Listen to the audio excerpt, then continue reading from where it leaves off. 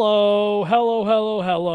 Jesse Montano here, Guerilla Hockey, Colorado, talking all things Avs on this Monday afternoon. We had Guerilla Sports Daily this morning, where we went over a crazy weekend of. It was a crazy weekend of news. It was also a crazy weekend of sports news. We went over all of that. We are live right now, YouTube, X. We're also today we're live on Instagram right now. If you're watching on Instagram, make sure you're clicking the link, head on over to YouTube, get subscribed, and join in on the conversation. But we're live everywhere right now. And that's right now. Sorry. I'm making sure that you guys all know to come find us here. JJ, not only does he have his bustling real estate career that he's dealing with, he also, his team Spain won the Euro Cup this weekend. So he's probably just been partying and celebrating and all that stuff. So it's just me today, just me talking to myself with my thoughts and my feelings. We're going to talk about the Avs roster, where it sits right now. As we're going through it, there are still a couple holes outstanding that you're going to need to address one way or the other if you're the Avs, whether it be through trades, PTOs, finding players who are maybe still hanging around in free agency. I was asked this morning on a mailbag about Avs potential PTOs. 1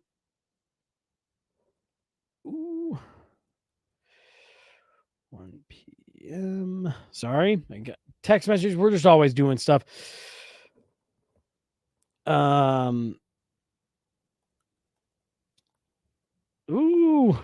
Great podcasting going on right here.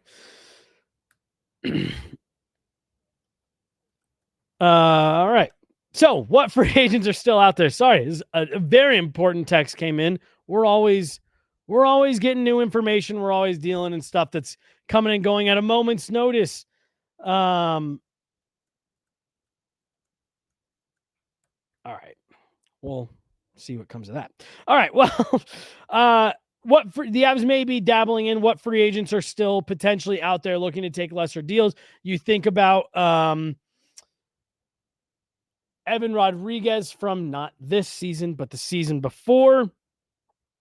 Being able to find guys out there that can maybe outperform their contracts. That's what you're looking for as contending teams trying to do this salary cap gymnastics is, can we find guys to outperform their deals? So that, you're talking free agents, potential PTOs. You're also talking about what guys can make the jump, what guys can go from AHL to NHL, what guys can go from prospects to NHL contributors.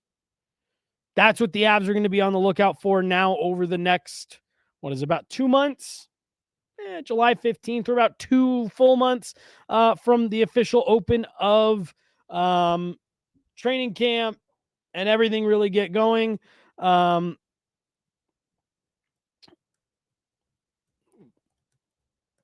I said, let's see what comes of all this. All right, let's dive into it, though. I'm trying to see what we can get as far as who is still out there. Jake Muzzin, Brian Little, that might be a guy that he's coming back. Jakob Silverberg, same thing. If he's coming back, is that someone that you could maybe find on a cheap deal, or get rolled into the mix, cheap deal to be a bottom six, forward type of guy? Tyler Johnson, maybe the same type of thing. And for the record, these guys I'm talking about right here, I'm talking about them in the scope of, like, if you're bringing them in for anywhere from $850 to like 1.3. These are small money deals that I'm talking about here to help round out your roster. Potential guys that you could maybe find, a home for somewhere in the bottom half of your lineup, depending on what that lineup shakes out like. Now, we're going to full armchair GM it here. We're going to go to the Armchair GM website in just a minute and kind of walk through what the Avs are dealing with right now, forwards, defense, goaltender, and show you where the holes kind of exist, how they could potentially plug them internally. And then, if you are turning your attention to this free agent market, potential PTOs, are there some guys that could fit in there that way? I'm really not sure. As we're going through this list right here, so I'm just going to list off a couple of players who, again, like the names you'll recognize as these are potential guys that you could look at. Got a comment in here. What about Pierre-Edouard Bellemare coming back as 4C? Those are the exact type of guys that I'm talking about here with the type of fit that you're potentially looking at, the type of dollar figures that we're talking about here. They are that Pierre-Edouard Bellemare type of player. Is PEB still out there? Well, anyway, so as I'm going through here, like I said, Brian Little, Jakob Silverberg, Jacob Verana, Tyler Johnson, Kevin LeBanc, Mike Hoffman. I don't know what Max Pacioretty is doing. These are in RFA. Tanner Pearson. Like, again, these are all guys that if the Avs brought them in on PTOs and got them signed, for small money deals, I think you're fine with. Alexander Barabanov from San Jose, Oscar Lindblom. Like, again, all of these players, if you're talking small money, can sit in the bottom of the lineup. I think any of those guys are fine. Scott is saying, and I'm going to, and not that I don't believe you, Scott, double check this, but that Seattle has not re-signed Pierre-Edouard Bellemare yet. If he's still out there on the free agent market, like, that's one that I wouldn't even, like, I would almost expect that the Avs are calling on that. I know he was a great fit with Colorado, really well liked in the locker room. Yeah, it looks like he's out there.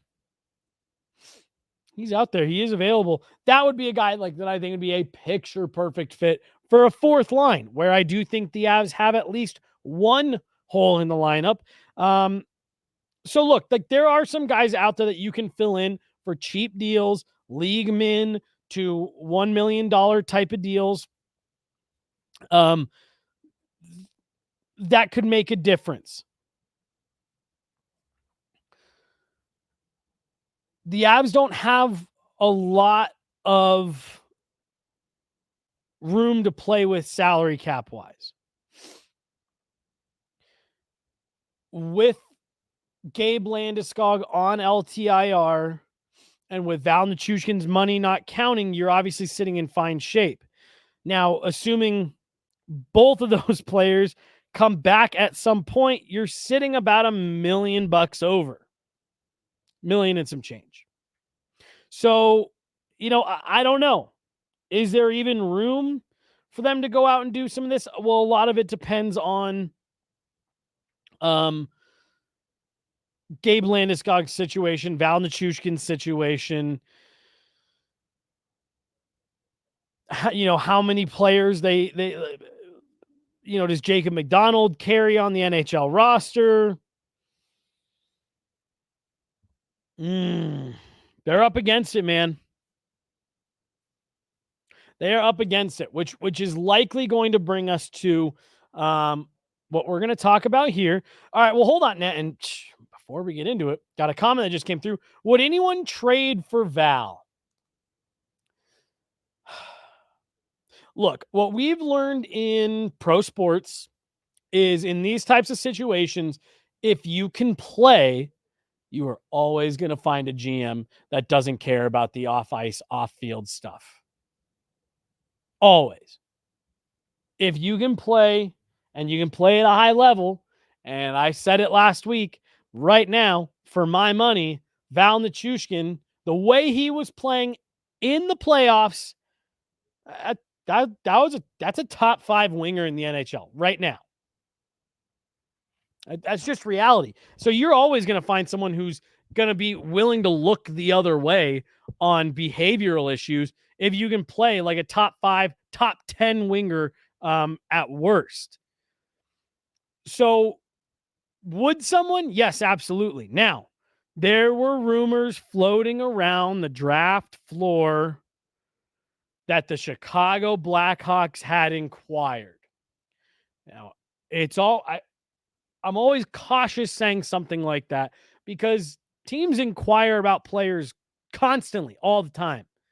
There are so many phone calls being made, conversations being had behind the scenes that never get reported on, that never see the light of day, but are real conversations and real inquiries. And the rumor that was floating around the draft floor was that, yes, there had been some teams inquiring on Val Nichushkin. We'll see if anything comes to pass with that. I'll tell you right now, the Avs have explored every option. There is nothing they haven't looked at that they haven't at bare minimum considered. I think when it all first happened, I do believe one of the first things they tried to do was terminate the deal. How could we get out from under this? I think the reason that we are still sitting here today is because the Avs have found that they aren't going to be able to get out of it easily. Here's the other thing that you risk by trading him, let's say, to a team like Chicago for nothing. Now, it's not necessarily because you're going to have to deal him for something like, if you're trying to trade him before he's eligible to come back in November, you're going to have to trade him for something like future considerations or a really late round draft pick. Because the value is just at an all-time low. There's no certainty that he's coming back. There's no certainty he's going to be able to stay in the lineup the next time that he's, caught, I guess is the best way, for lack of a better term. It's an automatic 1-year suspension, and it's a heavy review process to see if he's ever eligible to come back into the league. So you're going to have to give him up for very, very little. And the risk of doing that to a team like, say, Chicago, who is in your division, who already has a player like Connor Bedard coming up through the ranks, is you're risking trading a top 5 winger in your division and getting nothing in return except for cap space, which is something. That is something. But it doesn't do you much good. And if he comes back and gets straightened out, well, suddenly you've just handed him to a division rival for free. So I think you have to take caution in doing that if you're the Avalanche. But I think it's above a 0% chance. I think we have to roll with what we have, plus 1 to 3 league minimum deals until Val is reinstated / a Landy situation is resolved. Callum Ritchie for 9 NHL games takes us up to early November. Adding a forward is easier during the season than adding D or a goaltender. Well, that is absolutely correct. Adding a forward is always much easier, but thanks. That sounds like the ultimate distressed asset. It is. This is. I'm going to use it. We had a news cycle this weekend that I'm going to use it. Unprecedented. I'll say it. This is an unprecedented situation in the NHL for the Avalanche. The only other time a player has gone to this point was Theo Fleury back 20 plus years ago. And as we've all found out since then, that's a very different situation. There really is no playbook with how this Val Nichushkin situation is going to play out, how it's going to be handled, what the end result is going to be. We truly just have to wait and see. It's not a great situation. But let's take a look at where the Avs sit right now without him. All right. Nice. All right. Armchair GM, NHLArmchairGM.com we're using right now. This is kind of where the Avs roster sits right now today. And I'm just realizing they don't got Logan O'Connor on here. Because he is still out, technically on injured reserve. But we can put this right here. You know what? I'm gonna use Jacob McDonald as my Logan O'Connor placeholder here. So your top line, you know that you've got pretty much well set. Arturi Lehkonen, Nathan McKinnon, Mikko Rantanen. Again, I'm going to go through and I'm going to shuffle a bunch of stuff around. So I'm just going to, second line, you know you've got Casey Middlestat. You know you've got Jonathan Drouin. This third line, you got Miles Wood, Ross Colton. I know this says Jacob McDonald, but we're pretending this says Logan O'Connor.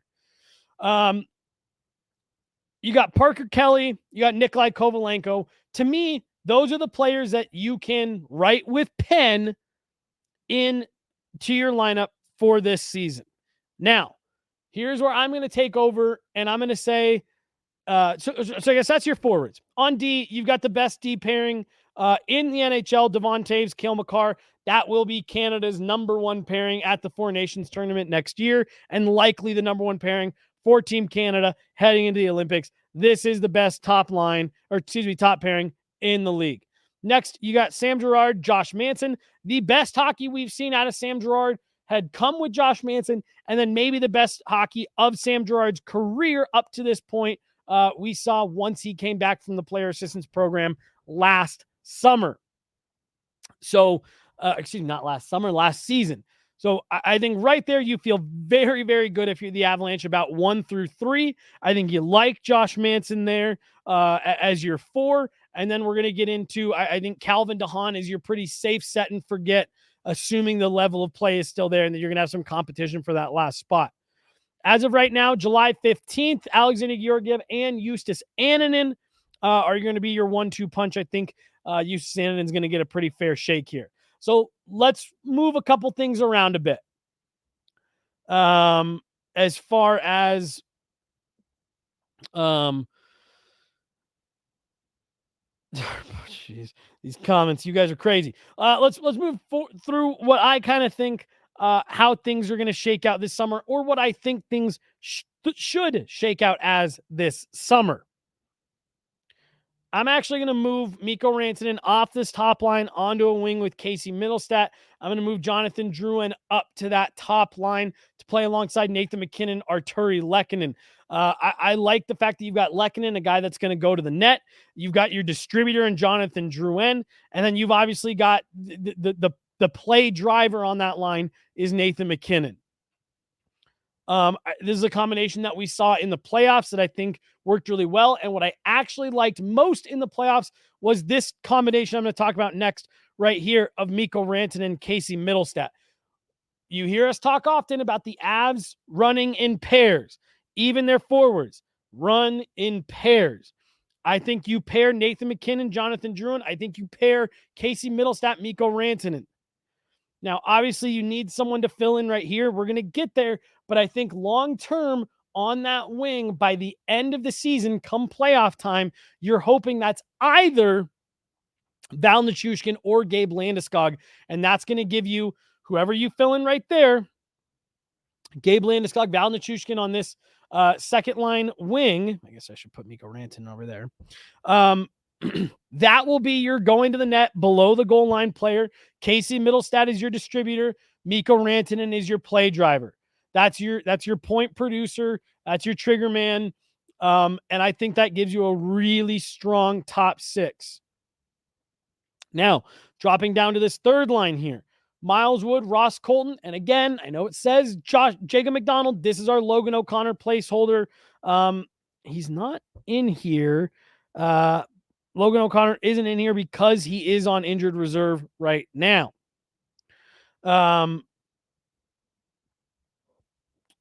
So Ross Colton, Miles Wood, Logan O'Connor. Again, at face value, I think you're okay with that. I think you really like that. But when you start plugging players in other places to start the season, that's where it's going to get a little bit touch and go. Then for this third line, you got Parker Kelly centering Nikolai Kovalenko. And I think really You're probably looking at a rotating couple of players here, likely Yoel Kiviranta, Chris Wagner. You're going to see a couple different guys cycle in here.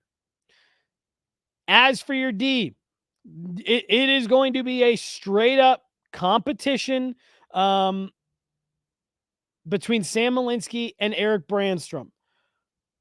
I'm kind of giving the edge to Sam Malinsky because he's been here. The organization knows what they've gotten him. They really like what they've gotten him. And I think they want to see that development track continue. So as of right now, what I've got is Devon Taves, Cale Makar, Sam Girard, Josh Manson, Calvin DeHaan, Sam Malinsky, with your 7th D being Eric Brandstrom.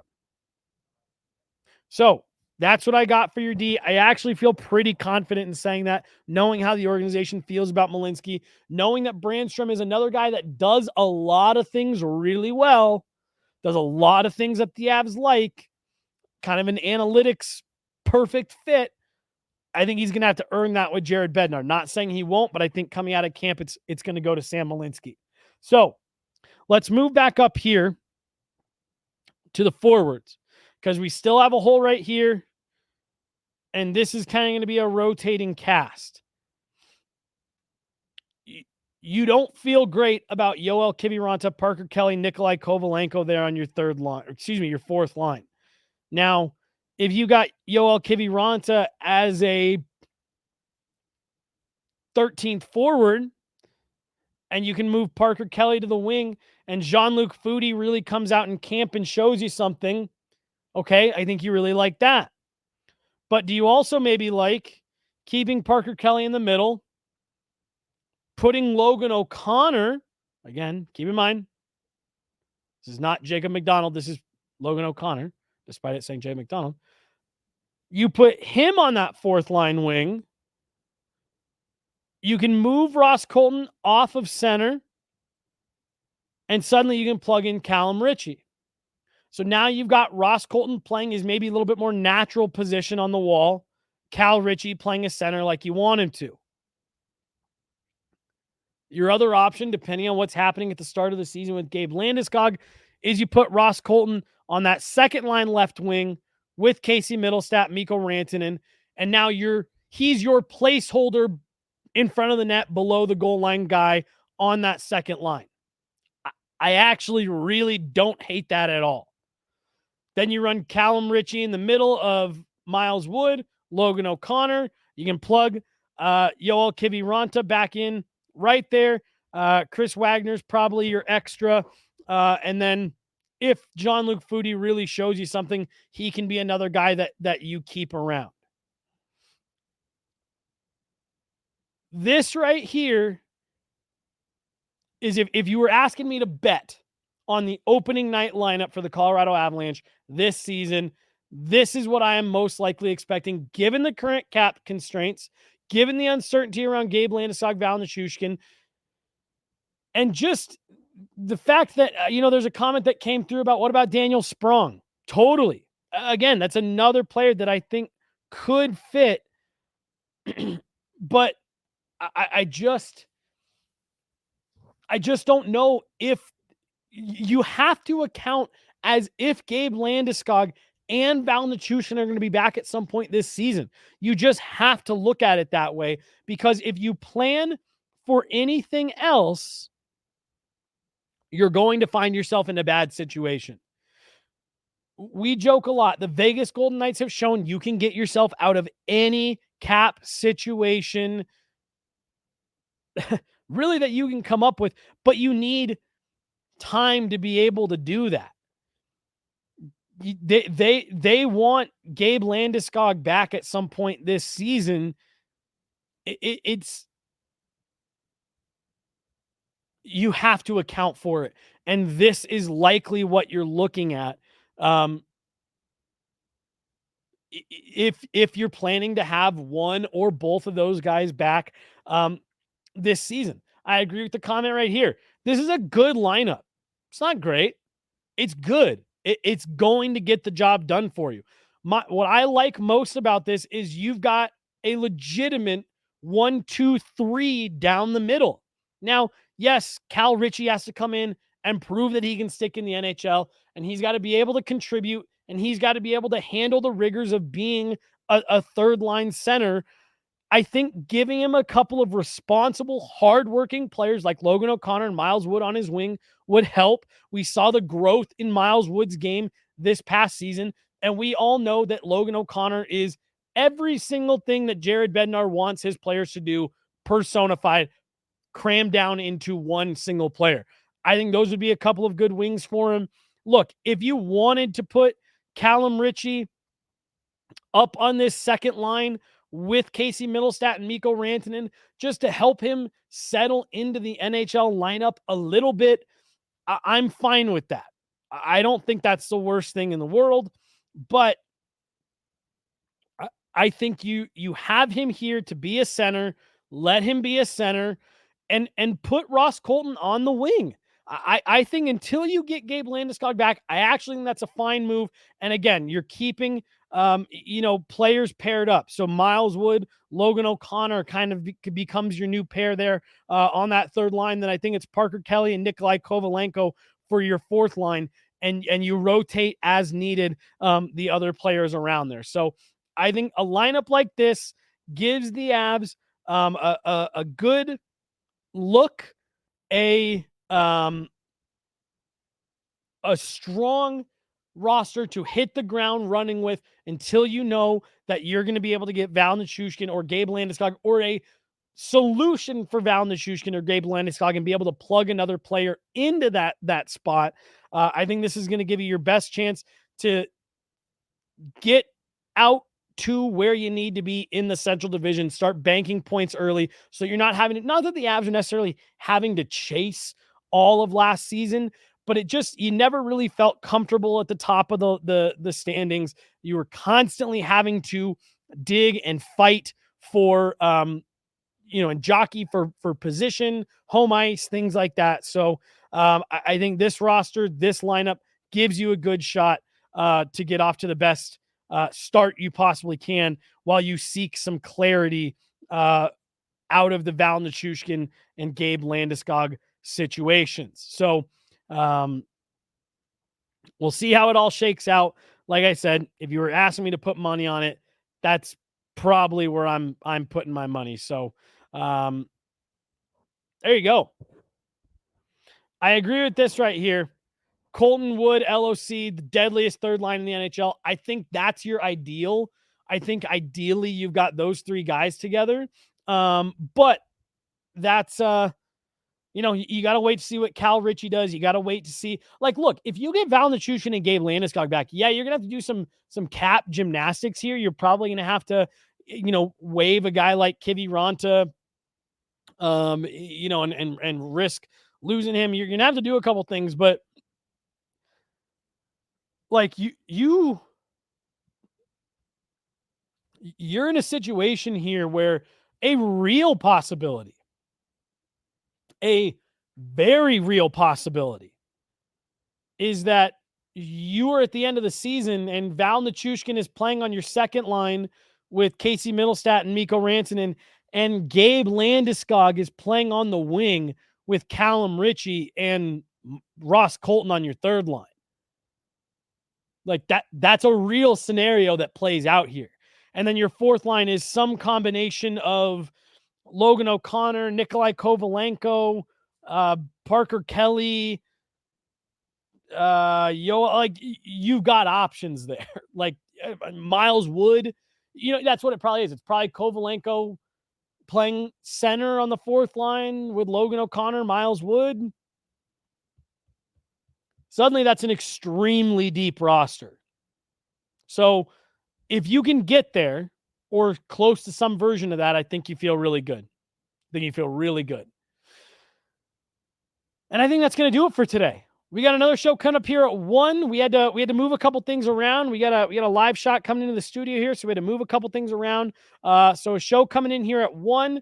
It'll be Guerilla Football Denver, Nate Jackson, and Liv Moods talking everything Broncos, as we are less than 2 weeks from the kickoff of their training camp. We will have an Avs mailbag that comes out tonight, just a couple hours. It's being edited right now. Those are dropping every Monday going forward. So we're in the off season, but it never stops. It never stops. There's never not stuff to talk about. So we'll be back again tomorrow. Myself and JJ will be here to talk all things Avs and NHL. But here in about 30 minutes, tune in if you are a Broncos fan, NFL fan, or just love what we're doing here. Love to hear from Nate Jackson and Liv Moods.